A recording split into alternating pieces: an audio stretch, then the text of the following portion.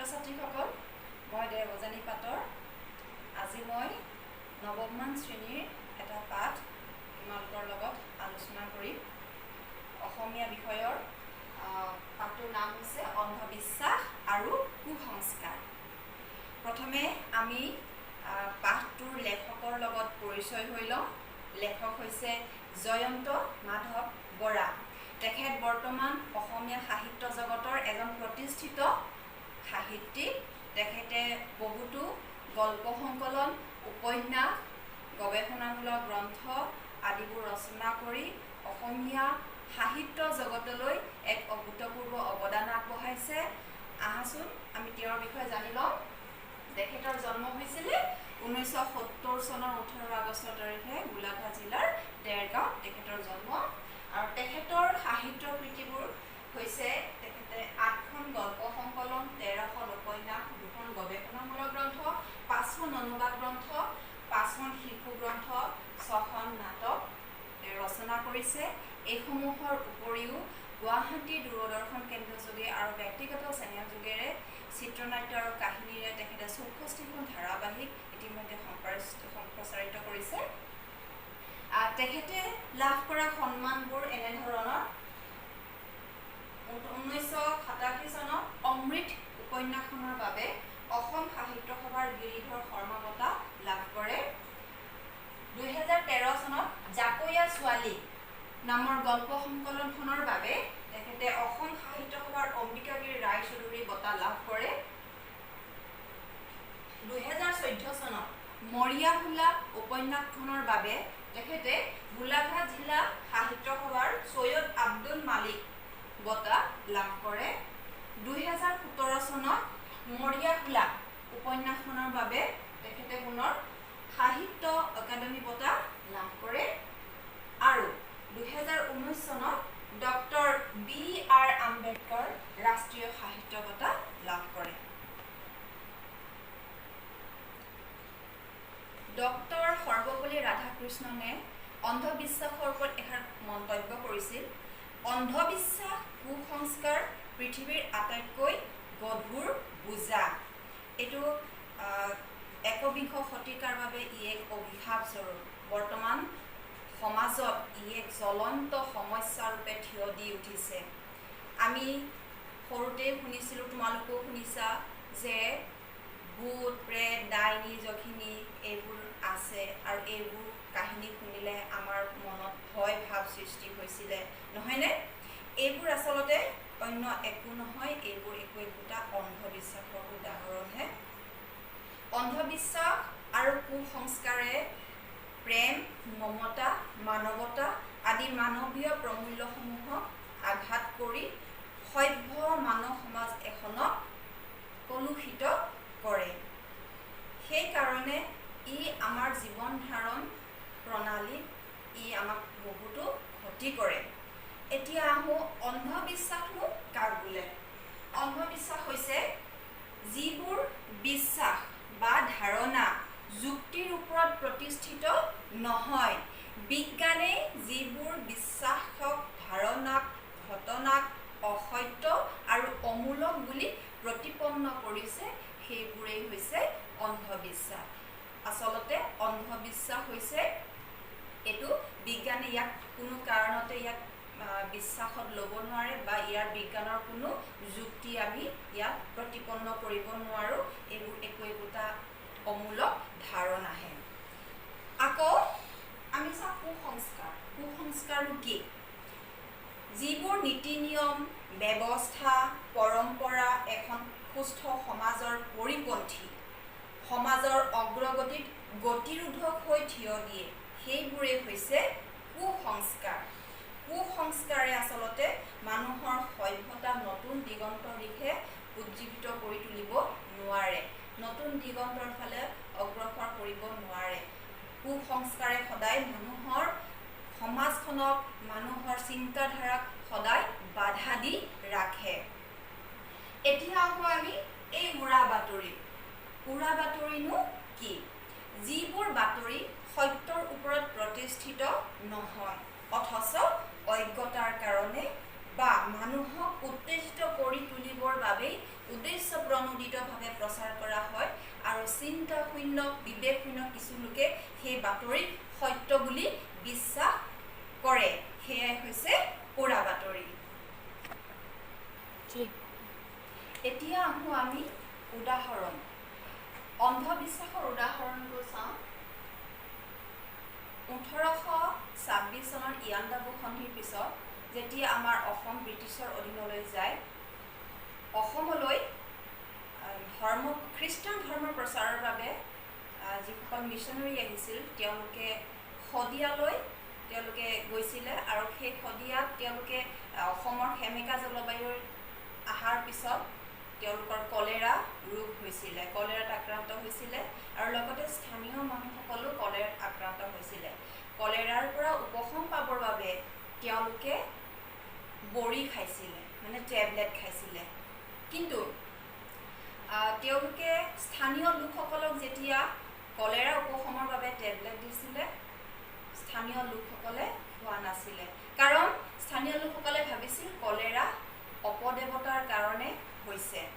এনেকৈ তেওঁলোকে পূজা পাতল বেজ আদিৰহে বেছি বিশ্বাস কৰিছিল, যাৰ ফলত সেই কলেৰা ৰোগত আক্ৰান্ত হোৱা লোকসকলৰ বহুতৰ মৃত্যু হৈছিলে। এইটো হৈছে একোটা অন্ধবিশ্বাসৰ উদাহৰণ। আকৌ কিছুমান স্থানীয় লোকে খ্ৰীষ্টিয়ান মিছনেৰীসকলৰ সেই টেবলেট খাই তেওঁলোকৰ কলেৰা ৰোগ ভাল হৈছিলে। কিন্তু স্থানীয় লোকসকলে সেইসকল বড়ি খোৱা বা টেবলেট খোৱা লোকসকলক সমাজৰ পৰা এঘৰীয়া কৰিছিল, কাৰণ খ্ৰীষ্টিয়ান ধৰ্মাৱলম্বী লোকসকলে টেবলেট দিয়াৰ বাবে আৰু সেই টেবলেট খোৱাৰ বাবে সমাজৰ পৰা তেওঁলোকে এঘৰীয়া কৰিছিল। এইটো হৈছে জাতি ধৰ্ম আদিৰ ওপৰত বিচাৰ কৰি এনেধৰণে সমাজত যি বিশৃংখলতাৰ সৃষ্টি কৰে, এইবোৰ হৈছে একোটা কুসংস্কাৰৰ উদাহৰণ। এতিয়া আহোঁ উৰা বাতৰিবোৰ কেনেকুৱা ধৰণৰ। আমি সৰুৰে পৰা তোমালোকে চাগে শুনিছা যে ভূত প্ৰেত ডাইনী যখিনী এইবোৰ কাহিনী শুনি শুনি ভয় কৰা তোমালোকে, নহয়নে? এইটো আচলতে অন্য একো নহয়, এইবোৰ একোটা অপপ্ৰচাৰৰ উদাহৰণ বা উৰা বাতৰিৰ উদাহৰণ। এইবোৰ কোনো বিজ্ঞানসন্মত যুক্তি বা প্ৰমাণ আজিলৈকে হোৱা নাইকিয়া, বিজ্ঞানে এইবোৰক নস্যাৎ কৰিছে। তাৰোপৰি ডাইনী যখিনী বা খোপা ধৰা আদিবোৰ কাহিনীও সম্পূৰ্ণ উদ্দেশ্য প্ৰণোদিতভাৱে ৰচনা কৰি কিছুমান স্বাৰ্থান্বেষী আৰু হিংসুক লোকে এনেধৰণে প্ৰচাৰ কৰি মানুহৰ মাজত বিষ-বাষ্প বিয়পায় আৰু তাৰ দ্বাৰা কিছুমান লোকে মানে সমাজত কিছুমান অপ্ৰীতিকৰ ঘটনাৰ বাবে মানুহক উত্তেজিত কৰি তোলে। ইয়াৰ ফলত সমাজত বহুতো অমানৱীয় বা হিংসাত্মক অপ্ৰীতিকৰ ঘটনা সংঘটিত হ'বলৈ ধৰিছে। এতিয়া আহোঁ আমি অন্ধবিশ্বাস কুসংস্কাৰৰ কাৰণসমূহ কি কাৰণেনো মানুহৰ মাজত এই অন্ধবিশ্বাস কুসংস্কাৰবোৰে গা কৰি উঠে। প্ৰথম কাৰণ হিচাপে ক'ব পাৰি অধ্যয়ন বিমুখ। সাম্প্ৰতিক অসমৰ সাক্ষৰতাৰ হাৰ 73.18%। সেই দৃষ্টিকোণৰ পৰা চাবলৈ গ'লে শিক্ষাৰ অভাৱৰ বাবে বুলি কোৱাতকৈ জ্ঞানৰ অভাৱৰ বাবেহে মানুহ অন্ধবিশ্বাস বা কুসংস্কাৰৰ বশৱৰ্তী হয় বুলি ক'ব পাৰি। অৰ্থাৎ জ্ঞানৰ অভাৱ হ'লে মানুহে আৱেগৰ ওপৰত নিয়ন্ত্ৰণ ৰাখিব নোৱাৰে। বৰ্তমান যুগৰ উন্মত্ত ভোগবাদে শিক্ষা জ্ঞান আহৰণৰ এক আহিলা স্বৰূপেহে ভাবে আৰু এটা চাকৰি লাভ কৰাৰ অনিবাৰ্য পথ হিচাপেহে ই এতিয়া পৰিগণিত হৈছে। কিন্তু সমাজত বিশৃংখল পৰিৱেশ সৃষ্টি হোৱাৰ, অপ্ৰীতিকৰ পৰিস্থিতি সৃষ্টি হোৱাৰ, অমানৱীয় কাৰ্যকলাপ সংঘটিত হোৱাৰ এটা অন্যতম কাৰণ হৈছে যে বৰ্তমান সময়ৰ মানুহৰ এই অনিয়ন্ত্ৰিত আৱেগ। ইয়াৰ মূল কাৰণটোৱে হৈছে মানুহৰ জ্ঞানৰ অভাৱ। আবেগ নিয়ন্ত্ৰণ কৰিব নোৱাৰা মূল কাৰণটোৱে হৈছে অধ্যয়ন বিমুখিতা। অধ্যয়নৰ জৰিয়তেহে মানুহে জ্ঞান লাভ কৰে। আনুষ্ঠানিক শিক্ষাৰ জৰিয়তে সেই জ্ঞানৰ পৰিপূৰ্ণতা নহ'ব পাৰে। সেইকাৰণে লেখকে ইয়াত উল্লেখ কৰিছে মানুহ শিক্ষিত হৈছে কিন্তু সেই অনুপাতে হৈছে অধ্যয়ন বিমুখ, যাৰ ফলত জ্ঞানৰ অভাৱৰ বাবে আবেগ নিয়ন্ত্ৰণ কৰিব নোৱাৰাৰ ফলত সমাজত কিছুমান এনেধৰণৰ অপ্ৰীতিকৰ পৰিস্থিতিৰ সৃষ্টি হয় বা অন্ধবিশ্বাস কুসংস্কাৰৰ দৰে কিছুমান ব্যাধিয়ে সমাজত গা কৰি উঠে। এতিয়া আকৌ দ্বিতীয়টো কাৰণ।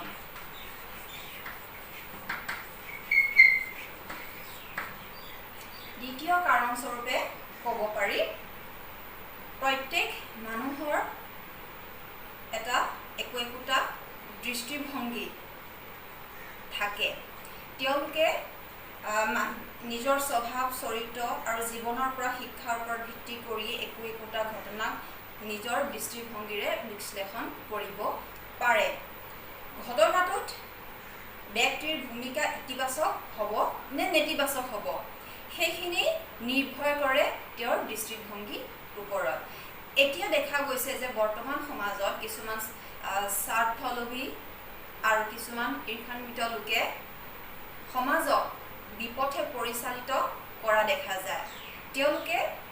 তেওঁলোকৰ নেতিবাচক দৃষ্টিভংগীৰে কোনো এটা ঘটনাক বিশ্লেষণ কৰি সমাজৰ কিছুমান অশিক্ষিত লোকক বা জ্ঞানৰ অভাৱ থকা লোকক বিপথে পৰিচালিত কৰি সমাজখনক এক বিশৃংখলতাৰ সৃষ্টি কৰে। তৃতীয়টো কাৰণ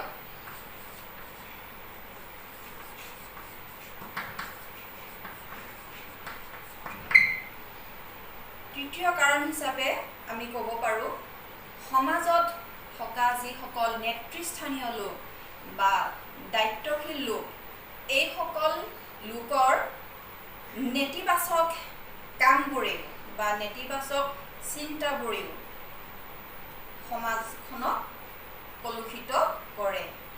তেওঁলোকৰ স্বাৰ্থসিদ্ধিৰ বাবে ক্ষুদ্ৰ স্বাৰ্থৰ বাবে তেওঁলোকৰ যিসকল অনুগামী থাকে এই অনুগামীসকলক কিছুমান নেতিবাচক দৃষ্টিভংগীৰে ঘটনাৰ বিশ্লেষণ কৰি অথবা কোনো কাৰ্যক অনুকৰণ কৰিবলৈ বাধ্য কৰায়। ফলত সমাজত এনেধৰণৰ অন্ধবিশ্বাস কুসংস্কাৰবোৰে সমাজত গা কৰি উঠে। এতিয়া আহোঁ আমি চতুৰ্থ কাৰণ।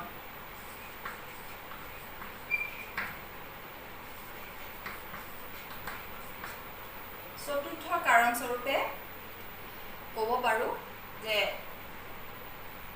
মানুহৰ বৰ্তমান শিক্ষাৰ লগত এটা জড়িত অতিকৈ প্ৰয়োজনীয় অংগ হৈছে ভ্ৰমণ। এই ভ্ৰমণ কিন্তু বৰ্তমান সমাজত মানুহে প্ৰায় এৰাই চলে। মানুহ যিমানেই ভ্ৰমণ কৰিব সিমানেই বিভিন্ন জনৰ লগত পৰিচয় ঘটে আৰু পৰিচয় ঘটি জ্ঞানৰ বিনিময় হয়। সেইকাৰণে ভ্ৰমণটো শিক্ষাৰ এটা প্ৰধান অংগস্বৰূপেও মানা হয়। আৰু ভ্ৰমণে মানুহৰ মনৰ পৰিধি বহল কৰে। সেইকাৰণে জ্ঞানৰ বিনিময়, শিক্ষাৰ বিনিময় হ'লে মনৰ দিগন্ত প্ৰসাৰিত হয়।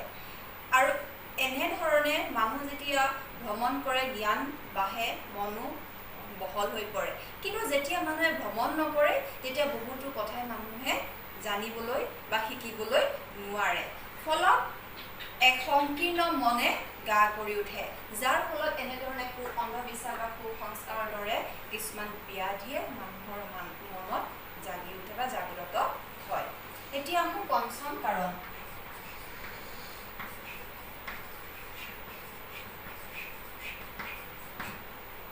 পঞ্চম কাৰণস্বৰূপে ক'ব পাৰোঁ কিছুমান অসৎ প্ৰবৃত্তিৰ লোক সমাজত আছে। এই অসৎ প্ৰবৃত্তি লোকে স্বাৰ্থ পূৰণৰ বাবে সমাজত অন্ধবিশ্বাসবোৰ বিয়পায়। উৰা বাতৰিৰ জৰিয়তে এই মানুহে কিছুমান ঘটনাক প্ৰচাৰিত কৰি অশিক্ষিত মানুহৰ কথা বাদেই শিক্ষিত সমাজেও তেনেধৰণৰ চতুৰালি কথাত বিশ্বাস কৰি বা পতিয়ন গৈ কিছুমান হিংসাত্মক ঘটনা অমানৱীয় কাৰ্য সংঘটিত কৰে। এইবোৰ আচলতে অন্য একো নহয়, এই অসৎ প্ৰবৃত্তিৰ লোকৰ ক্ষুদ্ৰ ক্ষুদ্ৰ স্বাৰ্থৰ বাবে এনেধৰণৰ উৰা বাতৰি প্ৰচাৰ কৰি সমাজক বিপথে পৰিচালিত কৰি সমাজত এক উশৃংখল পৰিৱেশৰ সৃষ্টি কৰে। এতিয়া আহোঁ ষষ্ঠ কাৰণ।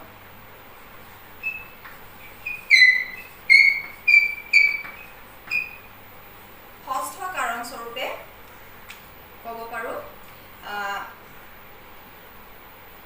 আমাৰ সমাজত মানুহৰ মাজত এটা প্ৰৱণতা আছে, কষ্ট নকৰাকৈ কম আয়সতে উপাৰ্জন কৰা। এই উৰা বাতৰিৰ জৰিয়তে কিছুমান চতুৰ আৰু কম আয়সতে উপাৰ্জন কৰিব বিচৰা মানুহে কিছুমান কাৰ্য সংঘটিত কৰে আৰু সেইবোৰ কাৰ্যৰ জৰিয়তে সহজতে উপাৰ্জন কৰে। উদাহৰণস্বৰূপে ক'ব পাৰি, এই যে গাত কোনো ঐশ্বৰিক শক্তি আহা বুলি যি অপপ্ৰচাৰ চলে, যেনেকৈ আই বা শিৱলম্ভা, আইলম্ভা, এনেকুৱা ধৰণৰ অপপ্ৰচাৰবোৰে মানুহৰ মাজত অতি সোনকালে বিয়পি পৰে আৰু মানুহ বিবেকশূন্য হৈ সেই অপপ্ৰচাৰত ভুল যায় আৰু কিছুমান সেই স্বাৰ্থ লোভী মানুহে তেনেকুৱা ধৰণৰ মানুহৰ পৰা কম আয়সতে টকা উপাৰ্জন কৰিবলৈ সক্ষম হয়। এতিয়া আহোঁ সপ্তম কাৰণ।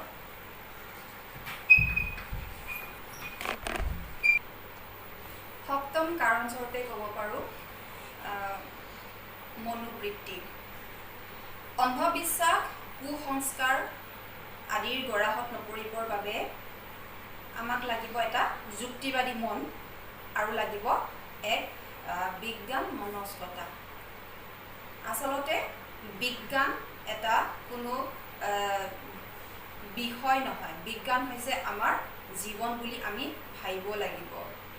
বিজ্ঞানে প্ৰকৃত অৰ্থত কেৱল